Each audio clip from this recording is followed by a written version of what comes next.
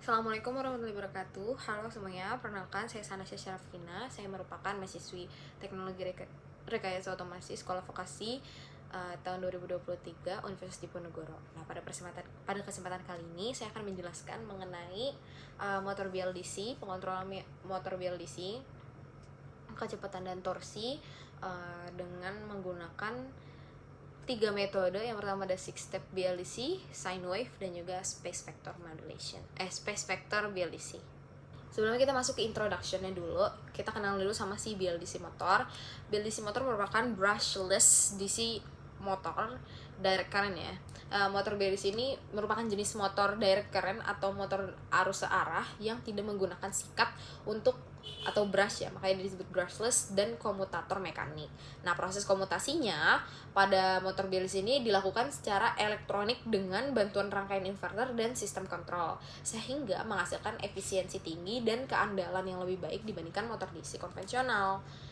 Nah, motor BLDC ini merupakan motor listrik yang menggunakan medan magnet permanen pada si rotornya dan lilitan pada stator. Jadi ini kebalikan dari si motor DC biasa. Kalau motor DC itu permanen magnetnya ada di stator, sedangkan BLDC itu permanen magnetnya ada di rotor. Nah, sehingga tidak memerlukan sikat atau brush. Nah, pengontrolan motor BLDC ini dilakukan secara elektronik menggunakan inverter untuk menggantikan fungsi komutator mekanis pada motor DC konvensional. Nah, pengendalian motor BLDC sendiri berfokus pada pengaturan komutasi fasa, tegangan, arus, dan frekuensi agar motor dapat berputar sesuai kecepatan dan torsi yang kita inginkan. Nah, komutasi dilakukan dengan menyalakan fasa stator secara bergantian berdasarkan posisi rotor yang dapat diperoleh dari sensor Hall atau kalau elektronika back EMF, itu sensorless. Metode sensorless menggunakan back EMF. Dalam praktiknya terdapat beberapa metode pengontrolan BLDC, diantaranya ada six step dan sine wave, sama satu lagi space vector atau V per F ya.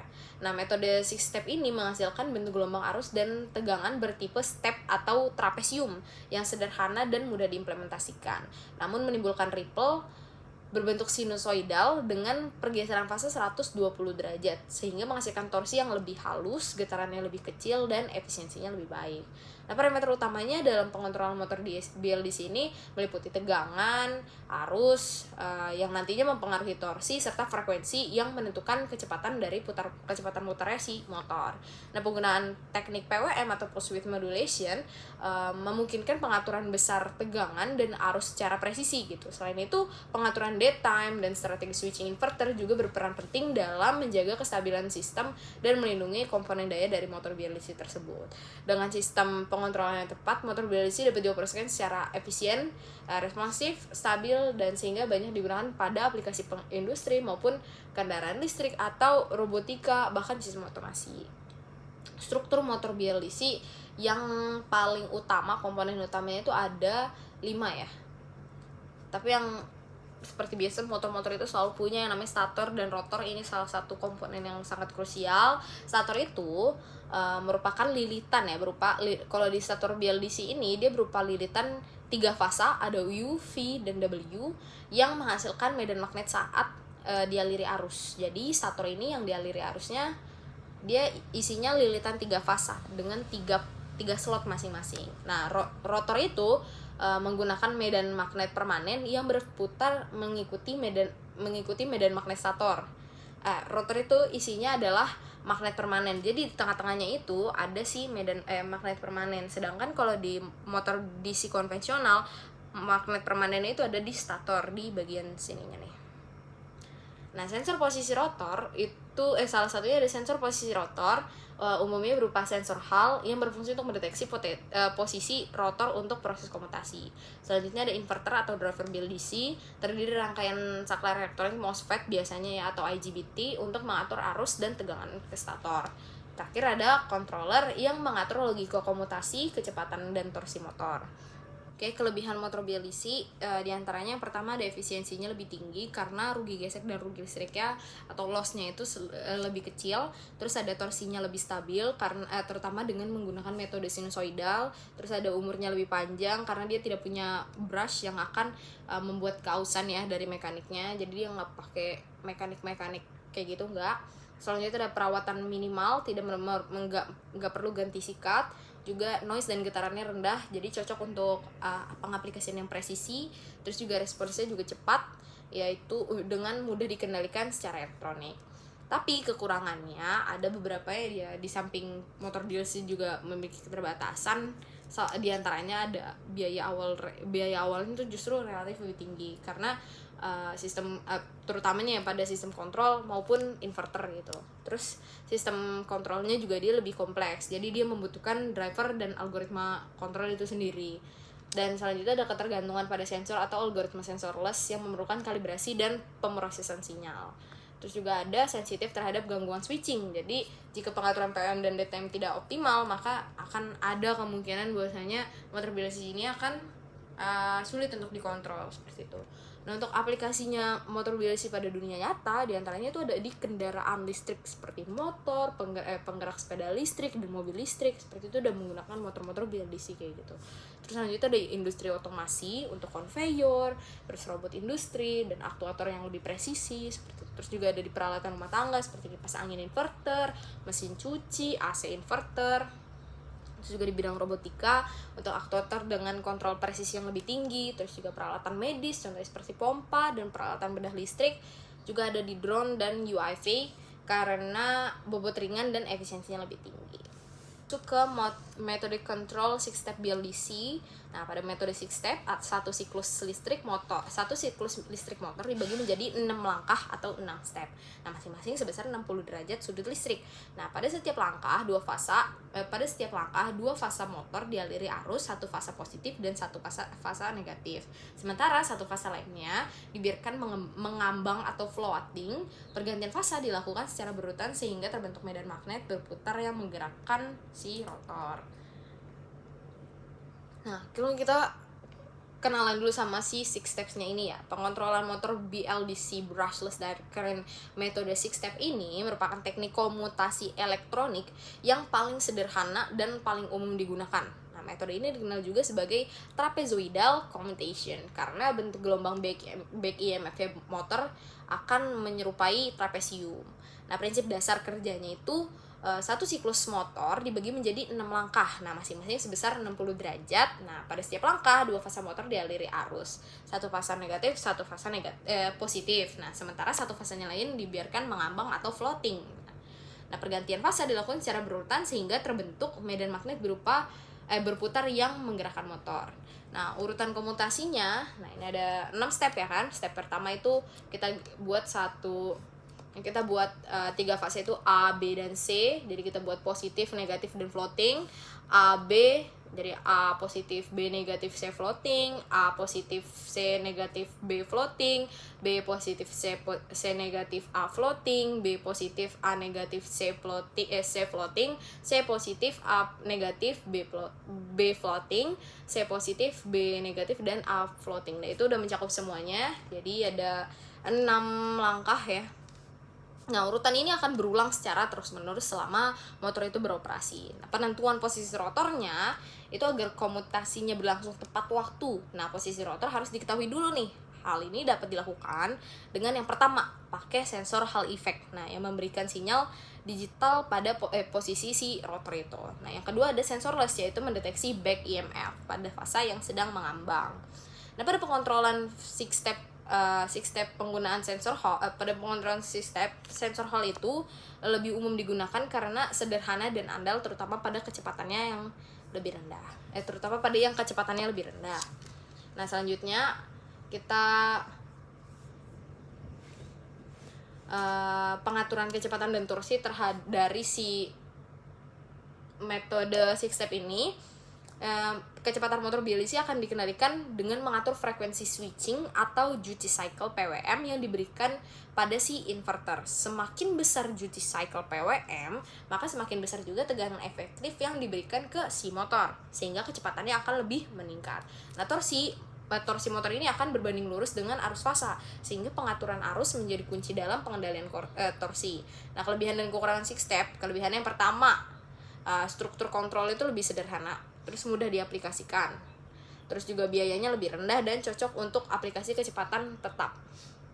Kekurangannya yang pertama itu dari ripple torsinya itu relatif besar, kebisingan dan getaran lebih tinggi, dan juga efisiensinya lebih rendah dibandingkan metode sinusoidal atau FOC, yaitu aplikasinya metode six step itu banyak digunakan pada kipas, pompa kecil, sepeda listrik, dan aplikasi industri ringan yang tidak memerlukan kontrol torsi presisi tinggi.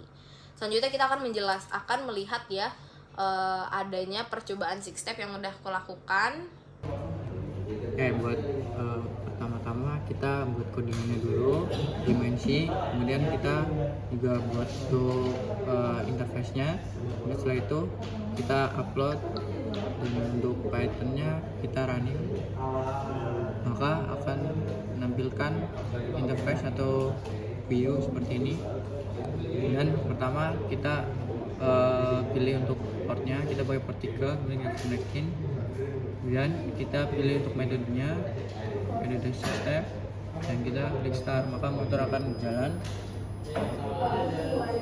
Nah, di sini kita bisa setting PWM dan setting untuk startup speednya, dan juga untuk DTM itu untuk delay.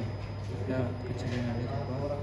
Nah, di sini untuk rangkaiannya kita sambungin propnya ke fasa U dan juga fasa W. Kemudian untuk prop yang negatif kita sambungin ke ground. Nah, di sini kita bisa melihat untuk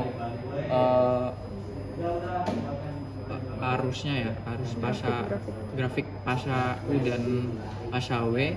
Di sini sesuai dengan di GUI-nya ini. Kemudian ini untuk tegangannya ya, voltage and position feedback.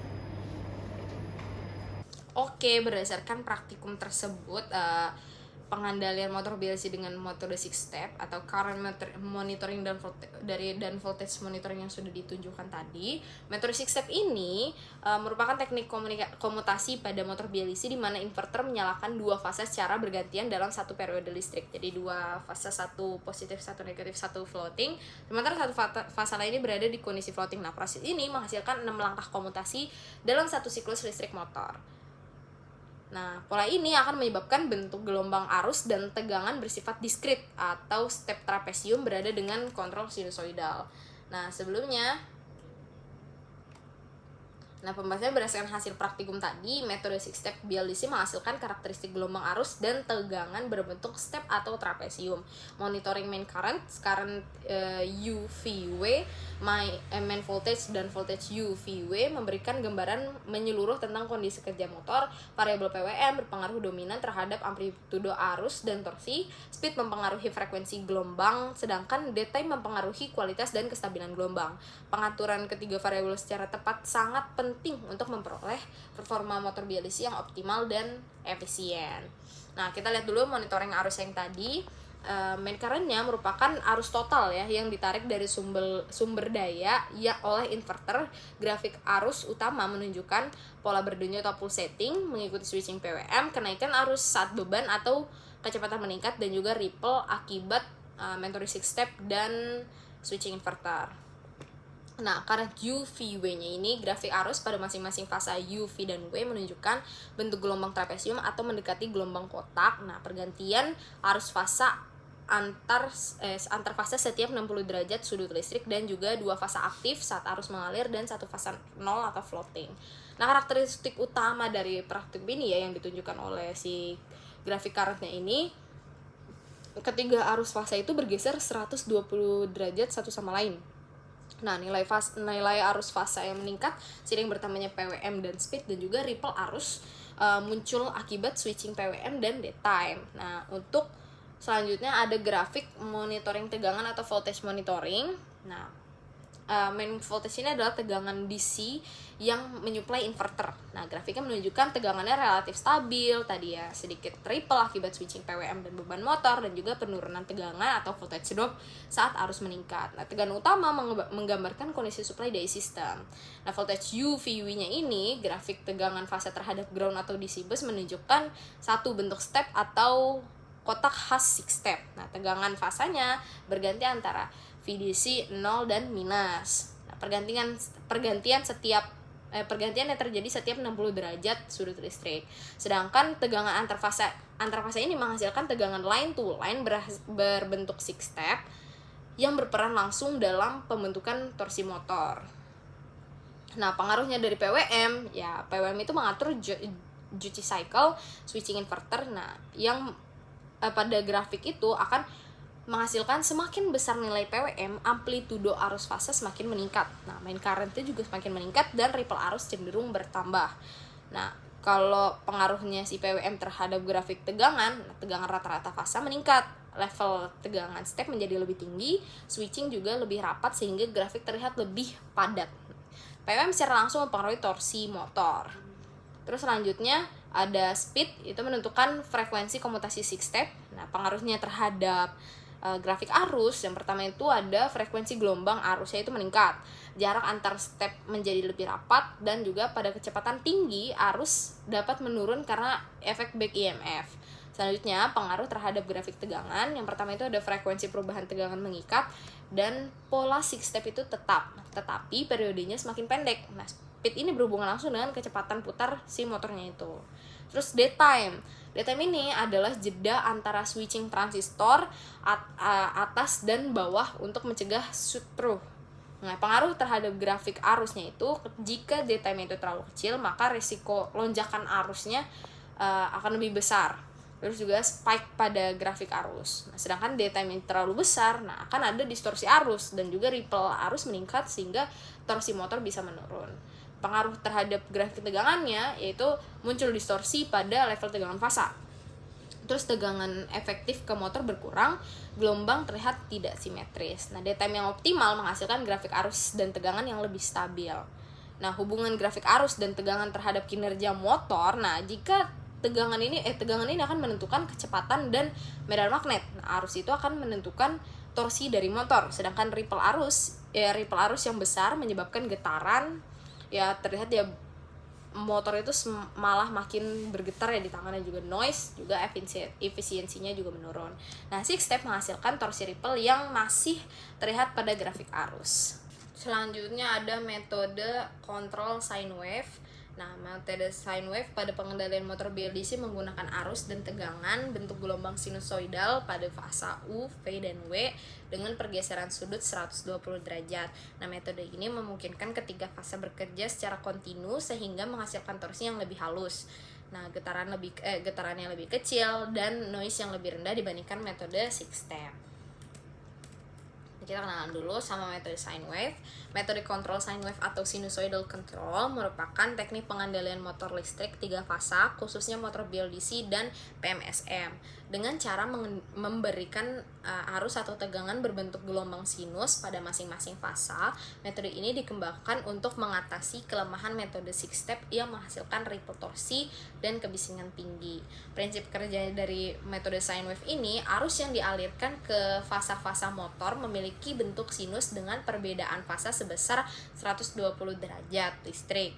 Nah, medan magnet stator yang dihasilkan menjadi lebih halus dan mendekati medan magnet ideal, sehingga interaksi dengan magnet permanen pada rotor berlangsung secara kontinu.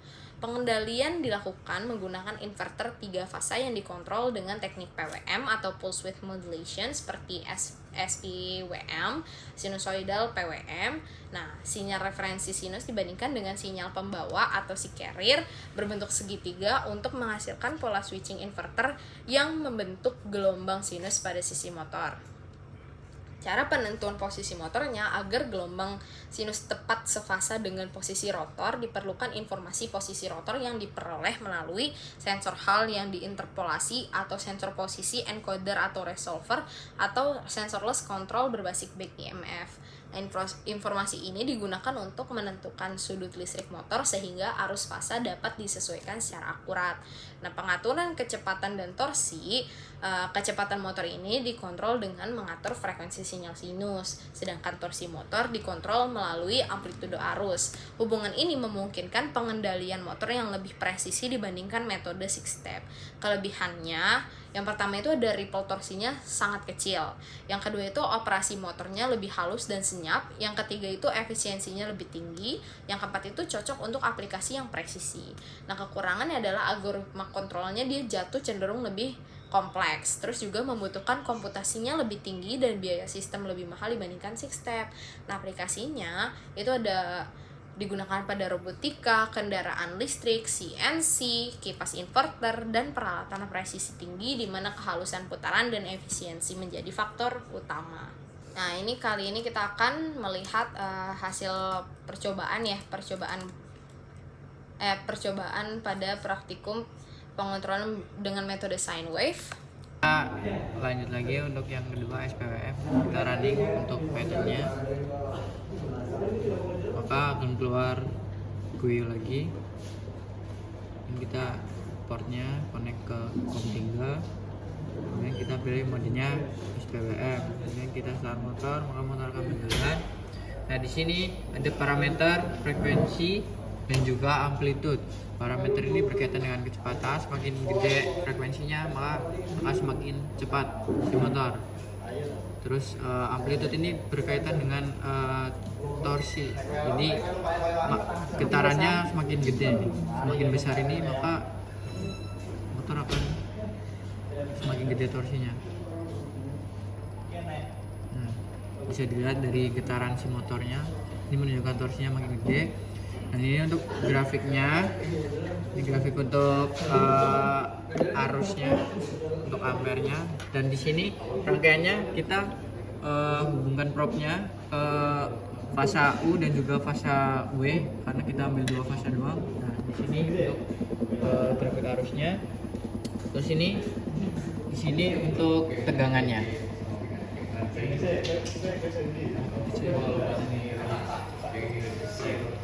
Coba kecilin frekuensinya. Ini frekuensi kecil. Enggak, ini amplitude kecil. Nah, Amplitude kecil. ini frekuensinya kecil, amplitude kecil. Oke, terus frekuensi besar juga. Frekuensi Amplitude kecil.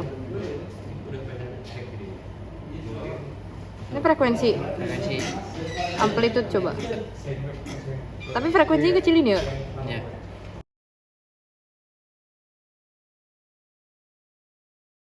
Dua-duanya besar. Dua-duanya besar apa? Enggak. Amplitude. Udah amplitude tadi. Ini dua-duanya besar.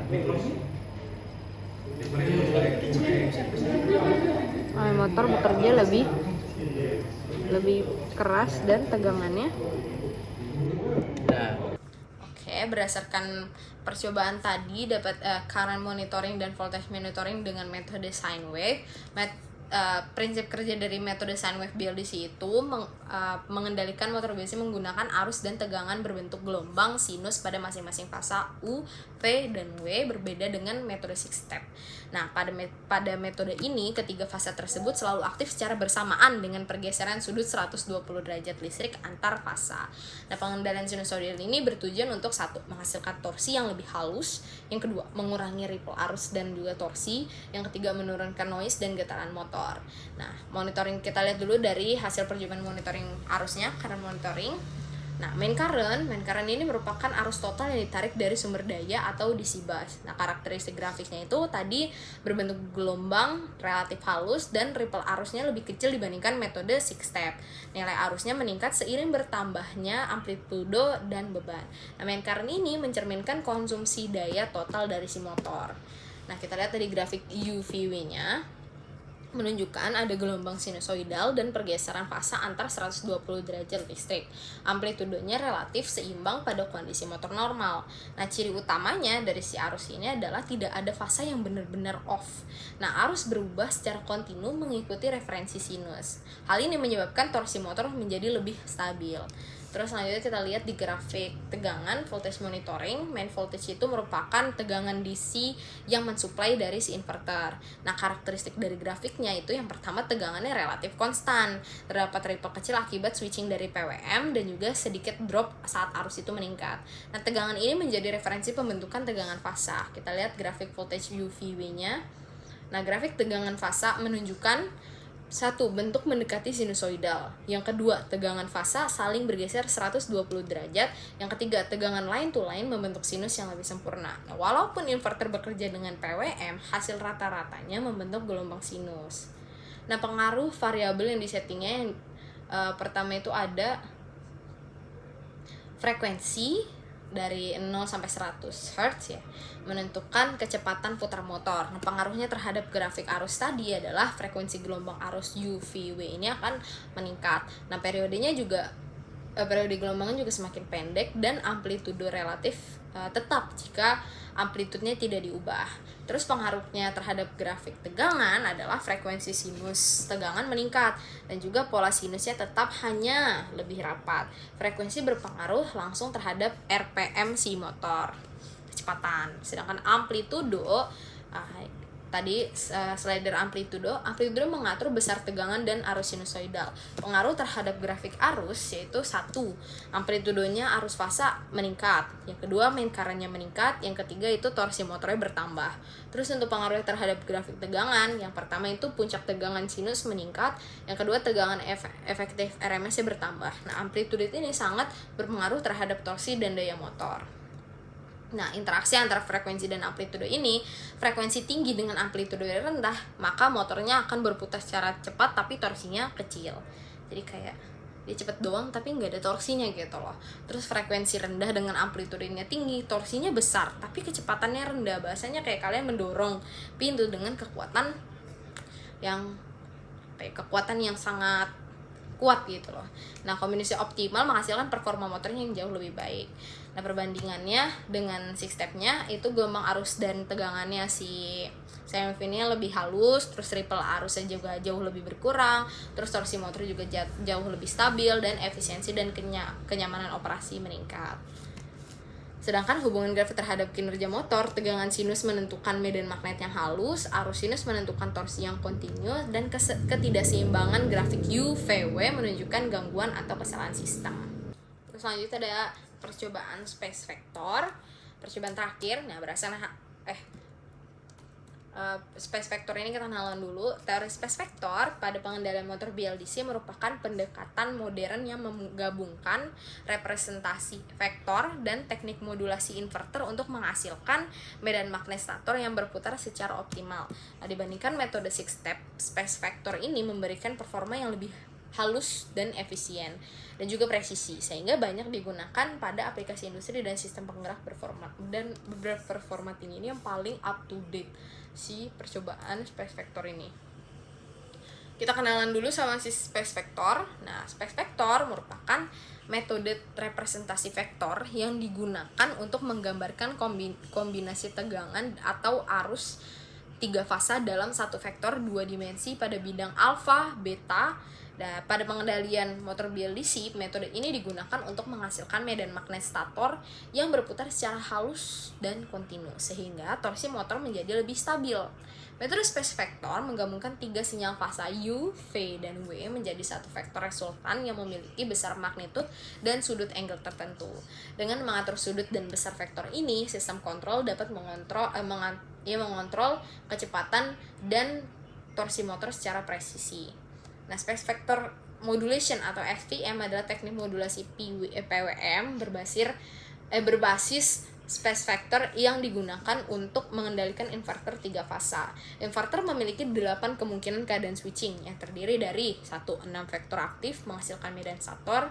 Terus yang kedua, 2 vektor 0 atau 0 vektor yang tidak menghasilkan medan magnet. Dengan mengombinasikan vektor-vektor tersebut dalam satu periode switching, nah SVM dapat membentuk tegangan keluaran mendekati gelombang sinusoidal. Nah, penerapan si space vector ini pada BLDC itu yang pertama itu untuk mengatur arah dan kecepatan medan magnet stator. Yang kedua, menyamakan fase medan stator dengan posisi rotor. Yang ketiga itu menghasilkan torsi yang kontinu.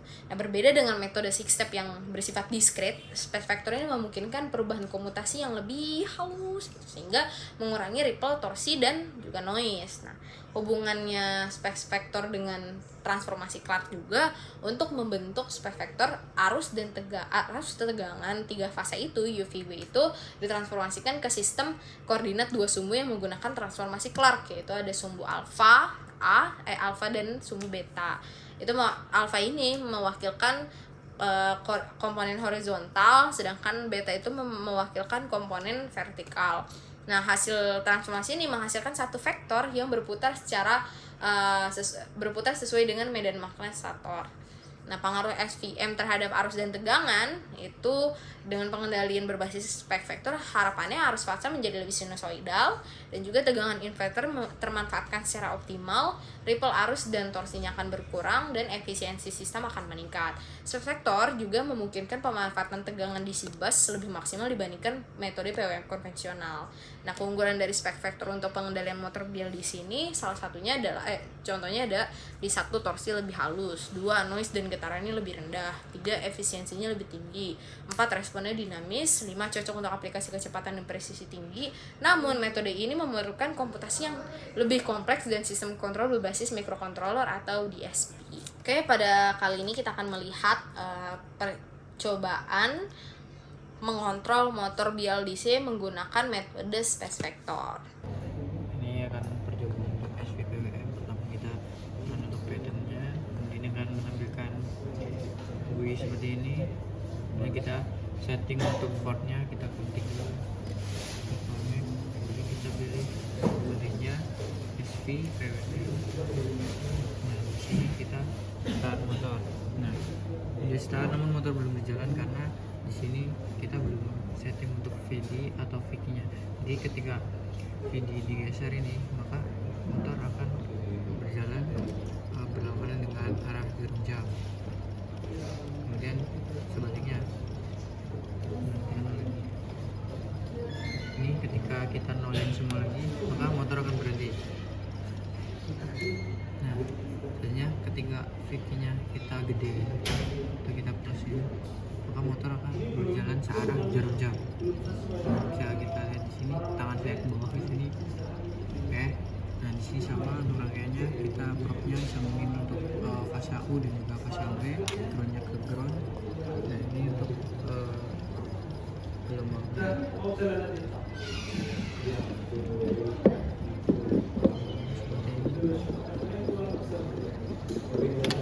Seperti di sini. Dari hasil percobaan bisa dilihat pengendalian motor BLDC dengan metode space vector menghasilkan grafik arus dan tegangan yang lebih halus, sinusoidal, dan seimbang. Monitoringnya main current UVW, main voltage, dan voltage UVW menunjukkan bahwa metode ini mampu mengurangi ripple, arus, dan torsi secara signifikan. Variabel frekuensi mempengaruhi kecepatan motor, modulation menentukan besar tegangan dan daya, VD mengatur flux magnet, sedangkan berperan langsung dalam pembentukan torsi. Nah, kombinasi parameter yang tepat menghasilkan performa motor BLDC yang stabil, efisien, dan presisi. Metode kita breakdown lagi metode space vector tadi. Pengendaliannya motor BLDC menggunakan representasi vektor untuk mengatur tegangan dan arus 3 fase secara simultan. Dengan bantuan space vector pulse width modulation, inverter mampu menghasilkan tegangan keluaran yang mendekati sinusoidal serta memaksimalkan pemanfaatan tegangan DC bus. Pada metode ini, arus dan tegangan 3 fase UVW dipresentasikan dalam koordinat D dan Q atau direct axis dan quadrature axis yang berputar mengikuti posisi rotor. Nah, pendekatan ini memungkinkan pengendalian flux dan torsi motor secara terpisah sehingga performa motor menjadi lebih halus dan presisi. Kita lihat dulu monitoring current-nya berdasarkan grafik yang tadi, percobaan tadi.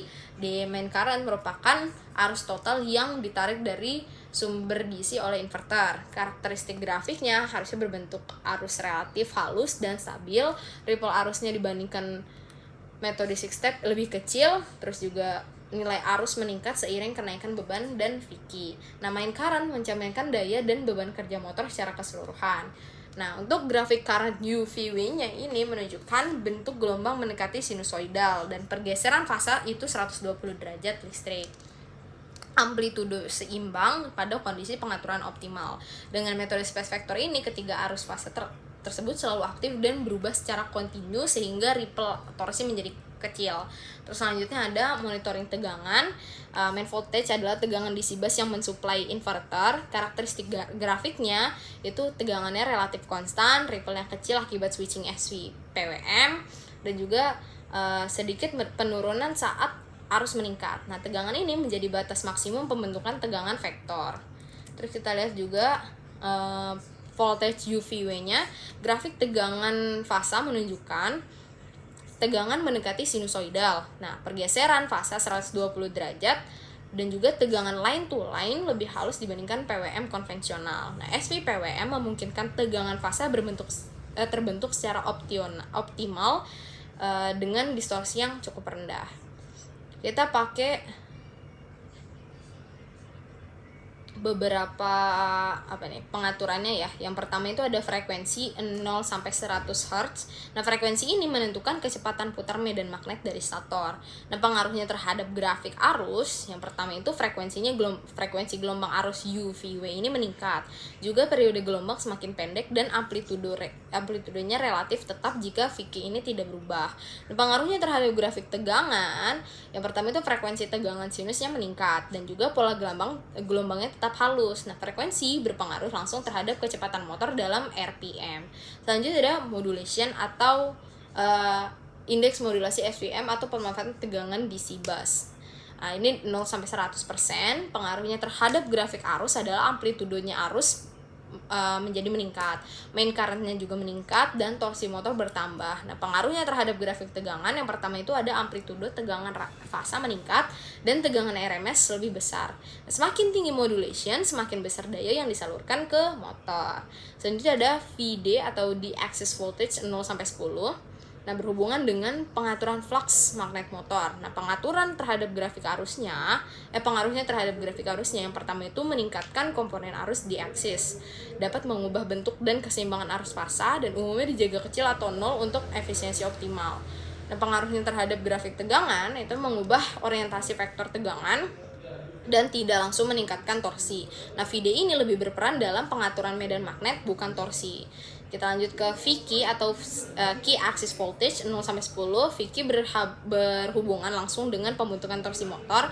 Pengaruh terhadap grafik arusnya itu amplitudo arus fasa meningkat signifikan, main current-nya meningkat, dan torsi motor bertambah. Pengaruh terhadap grafik tegangan vektor meningkat pada arah torsi dan gelombang tetap sinusoidal. Vicky merupakan parameter utama dalam pengendalian torsi BLDC. Nah, yang terakhir, hubungan grafik arus dan tegangan terhadap kinerja motor. Tegangan space vector menentukan arah dan kecepatan medan magnet, dan arus menentukan besar torsi yang dihasilkan. Jika ripple arusnya kecil, maka torsinya lebih halus. Nah, ketidakseimbangan grafik UVW menandakan pengaturan parameter belum optimal. Oke, saya kira segitu cukup untuk pembahasan dari pengontrolan motor BLDC menggunakan 3 metode tersebut. Ada 6 step, terus juga ada sine wave, dan juga ada space vector. Harapannya dari video ini bisa belajar mengenai 3 metode tersebut untuk pengontrolan BLDC, dari karakteristik, terus pengaruh-pengaruhnya seperti apa, dan harapannya juga bisa memicu keinginan dalam belajar mengenai otomasi dan pengontrolan lagi. Terima kasih, see you guys in the next video, bye.